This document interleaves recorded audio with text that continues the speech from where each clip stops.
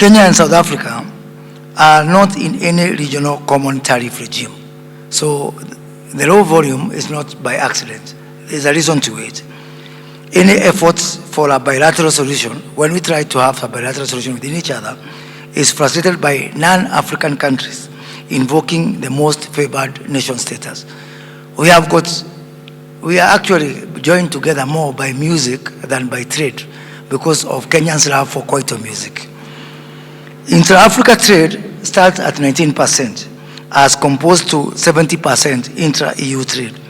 Yet, we have a low-hanging fruit in the Africa Continental Free Trade Area with a population of 1.2 billion people and $1.4 trillion GDP.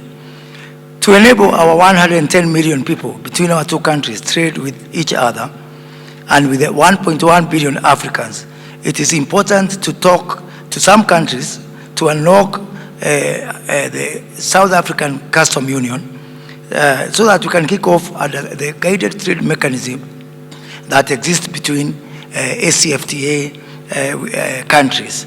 And Kenya has indeed already started trading with some countries as far away as Ghana under this framework. Yet because of some of these bottlenecks, which are actually very solvable, we are unable to invoke the same to trade with our sister nation of South Africa. Even as we work on ACFTA, we have a lot to gain by activating the SACU EAC COMESA tripartite agreement, thus freeing trade among 800 million Africans. 11 countries have deposited TFTA agreements, and we need only 3 countries to deposit to make the agreement effective.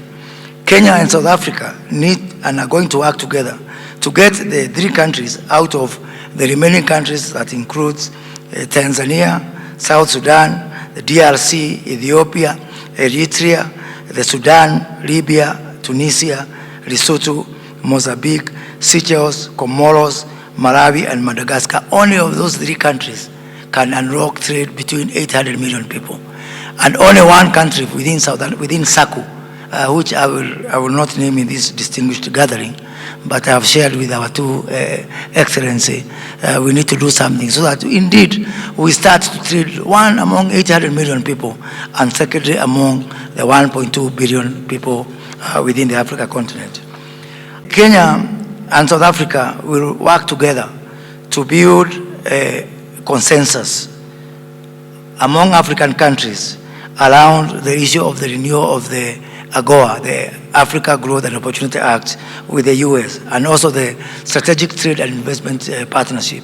And we have agreed that ahead of the US-Africa Summit that is going to take place next month in Washington, DC, we are going to rally together the other African countries that are going to persuade our colleagues within the US administration, within the Congress, that extension of AGOA beyond 2025 is an issue of absolute necessity.